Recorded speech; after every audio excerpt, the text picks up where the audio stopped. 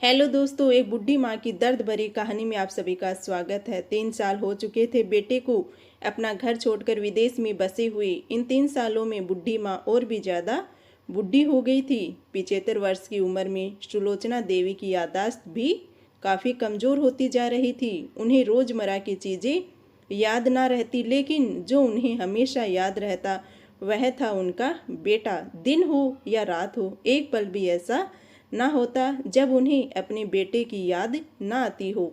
दूसरी तरफ बेटा था जो साल भर में एक आध बार अपनी माँ को फ़ोन कर लिया करता था और बस 1 या 2 मिनट से ज़्यादा बातें भी नहीं करता था। फिर भी यह बुढ़ी माँ टकटकी लगाए अपने बेटे का इंतजार करती रहती थी। एक दिन बेटे का विदेश से फ़ोन आया कि हेलो हेलो, सुन रही हो माँ? मैं अनिल बोल रहा हूँ। तुम्हारा बेटा, कैसी हो माँ? मैं ठीक हूँ बेटा, तुम बताओ, तुम और बहू, मेरा पोता कैसा है? माँ ने पूछा अपने बेटे से।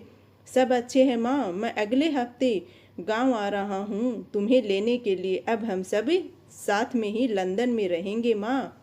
तुम्हारी बहू कह रही थी कि माँ को यहाँ पर लेकर आओ, बेचारी अकेली वहाँ परेशान होती होगी, बेटे ने कहा। माँ की बुढ़ी और सूखी आंखें आंसुओं से भीग गई।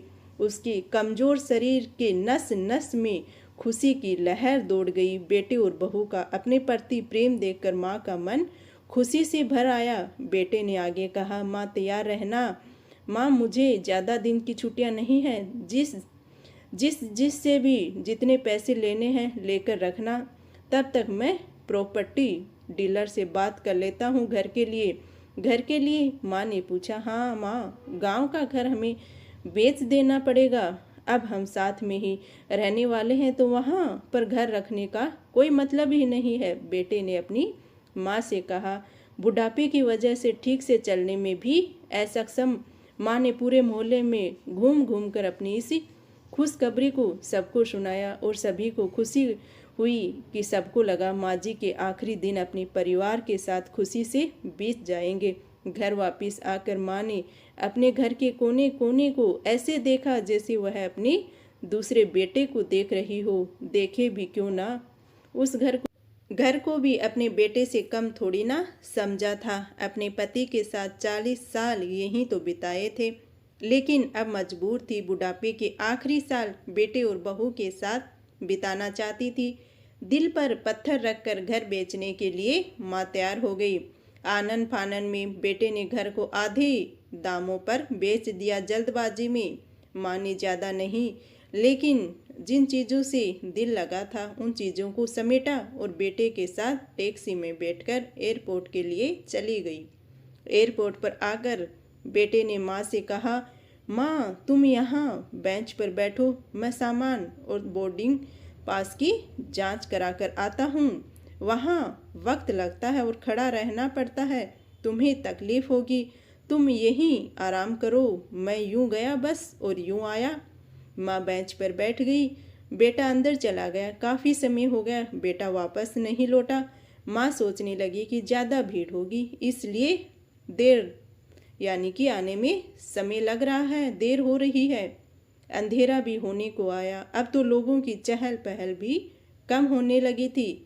माँ को अब चिंता होने लगी। एक कर्मचारी ने आकर पूछा कि किससे मिलना है माँ जी आपको, यहाँ पर क्यों बैठी हैं आप? डरती हुई सी आवाज़ में सुलोचना देवी बोली, मेरा बेटा अंदर सामान की जांच कराने गया है, लंदन जा रहे हैं हम। क्या नाम है माँ जी आपके बेटे का? कर्मचारी ने पूछा। तो माँ जी ने कहा, अनिल नाम है मेरे बेटे का।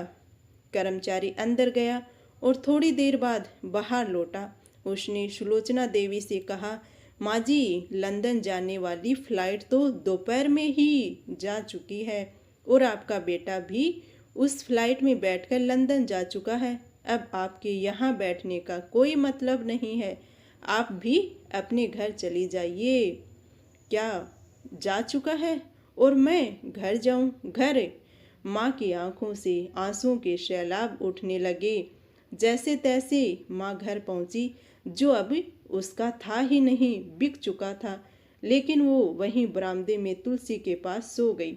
घर के नए मालिक को उस पर दया आई तो एक कमरा किराए से उसको दे दिया। पेंशन के पैसों से खाना और किराए का बंदोबस्त हो जाता था।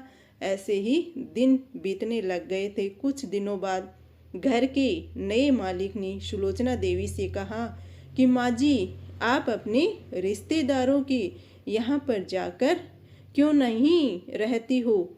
इस उम्र में आपके लिए वही अच्छा होगा। अकेले कब तक रहोगे? अच्छा तो होगा, लेकिन अगर मेरा बेटा वापस आया तो उसका ख्याल कौन रखेगा? मेरा बेटा बहुत भोला है, उसे अपना ख्याल रखना बिल्कुल नहीं आता है।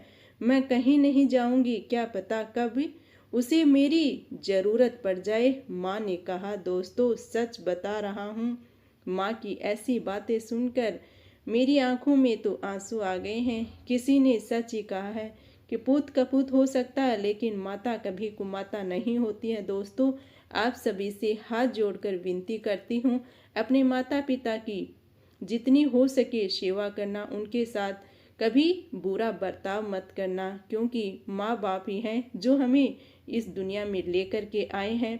तो आप लोगों की इस कहानी के बारे में क्या राय है, कमेंट करके ज़रूर बताना। मिलते हैं आप लोगों से एक ऐसी ही कहानी के साथ। अगर आप लोगों को हमारी कहानी अच्छी लग रही है तो लाइक करें, ज़्यादा से ज़्यादा अपने दोस्तों में शेयर करें। नए हैं तो हमारे चैनल को सब्सक्राइब करें। Thank you. राम राम जी सभी।